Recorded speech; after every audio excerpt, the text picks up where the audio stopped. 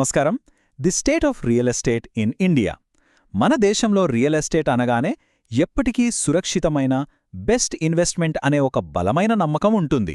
అసలిప్పుడు real ఎస్టేట్లో పెట్టుబడి పెట్టడానికి ఇది బెస్ట్ టైమా? రియల్ ఎస్టేట్ వాల్యూ, రాబడి, అలాగే క్యాపిటల్ సస్టైనబిలిటీ, వీటి వెనక ఉన్న అసలు వాస్తవాలను ఈ విశ్లేషణలో డీకోడ్ చేద్దాం. ముందుగా ఒక పవర్ఫుల్ మ్యాథమెటికల్ రియాలిటీ చెక్తో దీన్ని స్టార్ట్ చేద్దాం. సరిగ్గా ఒక 10-12 క్రితం ₹1 కోటి పెట్టుకున్న ఒక రెసిడెన్షియల్ ప్రాపర్టీని ఊహించుకుందాం. వినడానికి ₹1 కోటి ఆస్తి అనగానే అద్భుతమైన నిర్ణయంలాగా అనిపిస్తుంది కదూ. కానీ దీని వెనుక ఉన్న అసలు మ్యాథ్స్ ఏంటో ఇప్పుడు చూద్దాం. ఇక్కడ నంబర్స్ ఒకసారి జాగ్రత్తగా గమనిస్తే ఈ 12 కాలంలో ఆ లోన్ కోసం కట్టిన వడ్డీ మాత్రమే దాదాపు ₹2 కోట్ల.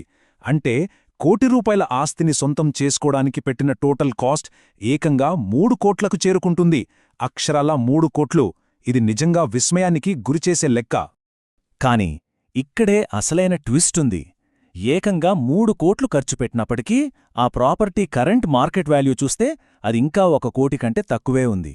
రియల్ ఎస్టేట్లో పెట్టుబడి పెడితే ఇక ఖచ్చితమైన లాభాలొస్తాయనే మన ఎమోషనల్ ఇల్యూజన్ను ఈ ఒక్క లెక్క పూర్తిగా బద్దలు కొడుతుంది. ఇక నెక్స్ట్ సెక్షన్ చూద్దాం. అపోహ వర్సెస్ వాస్తవం, గ్యారంటీడ్ అప్రిసియేషన్. రియల్ ఎస్టేట్ రేట్లు ఎప్పుడూ పెరుగుతూనే ఉంటాయి అనేది మన సమాజంలో ఉన్న అతిపెద్ద అపోహ. ప్రాక్టికల్గా చూస్తే వాస్తవం వేరేలా ఉంటుంది. ముంబైలోని నారిమన్ పాయింట్ లాంటి ప్రైమ్ లొకేషన్ని తీసుకుంటే కార్పొరేట్ ఆఫీసులన్నీ బీకేసీకి షిఫ్ట్ అవడం వల్ల దశాబ్దాలుగా అక్కడ రేట్లు పెరగలేదు. అలాగే చెన్నైలోని మౌంట్ రోడ్ పరిస్థితి చూస్తే గత 12 ఏళ్లుగా ధరలు పెరగకపోగా పూర్తిగా స్తబ్దుగా ఉండిపోయాయి, లేదా చెప్పాలంటే తగ్గాయి కూడా. నెక్స్ట్ టాపిక్, పన్ను రాయితీలు. ఒక రెడ్ ఫ్లాగ్. హోమ్ లోన్ల మీద ప్రభుత్వం ఇచ్చే పన్ను రాయితీలు చూడగానే ఒక ల్యూక్రేటివ్ బోనస్ కదా అనిపిస్తుంది. అయితే అసలీ రాయితీలు ఎందుకిస్తున్నారో ఒక్కసారి లాజికల్గా ఆలోచిద్దాం. వ్యవసాయం లాంటి తక్కువ లాభాలొచ్చే రంగాలకు సపోర్ట్ చేయడానికి ప్రభుత్వం సబ్సిడీలిస్తోంది. సేమ్ లాజిక్ ఇక్కడ కూడా. గృహ కొనుగోలుకు పన్ను రాయితీలిస్తున్నారంటే దానర్థం సామాన్యులకు ఇల్లు కొనడం ఆర్థికంగా భారం కాకూడదనే ఉద్దేశంతోనే కాని రియల్ ఎస్టేట్ అనేది విపరీతమైన లాభాలను కురిపించే గోల్డ్ మైనని కాదు. వడ్డీ మీద 2 లక్షలు, అసలు మీద ₹1,50,000 పన్ను మినహాయింపులిస్తున్నారు.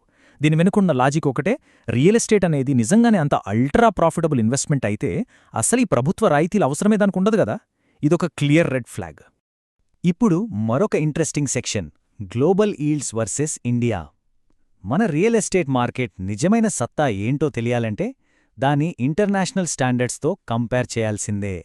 ఈ డేటా చూస్తే పిక్చర్ చాలా క్లియర్గా అర్థం అవుతుంది. అమెరికా, యూకే లేదా దుబాయ్ లాంటి డెవలప్డ్ మార్కెట్లలో బ్యాంక్ ఎఫ్డి ఇంట్రెస్ట్ రేట్ కేవలం 1% అటు ఇటుగా ఉంటే రెంటల్ ఈల్డ్ అంటే అద్దెల ద్వారా వచ్చే రాబడి 4 నుండి 10% వరకు ఉంటుంది. కాబట్టి అక్కడ ప్రాపర్టీ కొనడం అనేది మ్యాథమెటికల్గా చాలా కరెక్ట్ డిసిషన్. కాని మన ఇండియాకి వచ్చేసరికి పరిస్థితి పూర్తిగా రివర్స్. బ్యాంక్ ఫిక్స్డ్ డిపాజిట్లు సేఫ్గా 6 నుండి 7% పటిష్టమైన వడ్డీని ఇస్తుంటే ప్రాపర్టీల మీద వచ్చే అద్దె రాబడి మాత్రం కేవలం 2% కంటే తక్కువే ఉంటుంది. సింపుల్గా చెప్పాలంటే ఇది బ్యాంక్ ఇచ్చే వడ్డీలో కనీసం 3వ వంతు కూడా లేదు. ఇక తర్వాతి సెక్షన్, క్యాపిటల్ అప్రిసియేషన్ ప్రశ్న.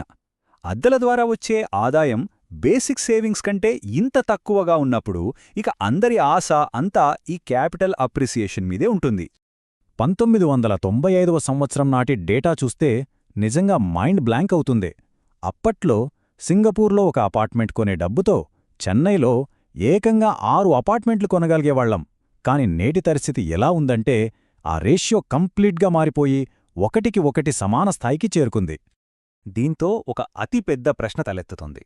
ఈ రేటుతో క్యాపిటల్ అప్రిసియేషన్ ఇంకెంతకాలం కొనసాగుతుంది? మన ప్రాపర్టీల రేట్లు ఇప్పటికే డెవలప్డ్ దేశాలతో సమానంగా పోటీపడుతున్నప్పుడు లాంగ్ టర్మ్లో ఈ అగ్రెసివ్ గ్రోత్ సస్టైనబుల్ అవుతుందా అనే తీవ్రమైన డౌట్స్ వస్తున్నాయి. స్టాక్ మార్కెట్లో ఏదైనా కంపెనీ వాల్యూ కరెక్టా కాదా అని చూడటానికి ప్రైస్ టు ఎర్నింగ్స్ రేషియో లేదా పీఈ రేషియో వాడతాం. ఎగ్జాక్ట్గా ఇదే ఫార్ములాను రియల్ ఎస్టేట్కు అడిగితే ఆకాశన్నంటుతున్న ఇళ్ల ధరలకు స్థానిక ప్రజల తలసరి ఆదాయానికి మధ్య ఎంత భారీ గ్యాప్ ఉందో క్లియర్గా బయటపడుతుంది. సో ఫైనల్గా ఈ డేటా అంతా బలంగా చెప్తున్న పాయింట్ ఏంటంటే రియల్ ఎస్టేట్ అనేది పర్సనల్ లైఫ్ స్టైల్ కోసం, మన సొంత ఆనందం కోసం చేసుకునే ఒక కన్జంప్షన్ చాయిస్ మాత్రమే. దీన్ని అద్భుతమైన లాభాలు తెచ్చిపెట్టే ఫైనాన్షియల్ వెహికల్గా చూడటం కరెక్ట్ కాదేమో.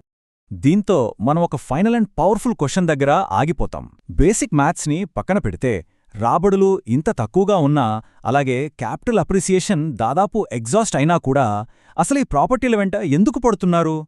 అంటే కొనుగోలుదారులు కేవలం ఒక ఇల్యూజన్లో, ఒక భ్రమలో పెట్టుబడి పెడుతున్నారా? ఒక్కసారి దీని గురించి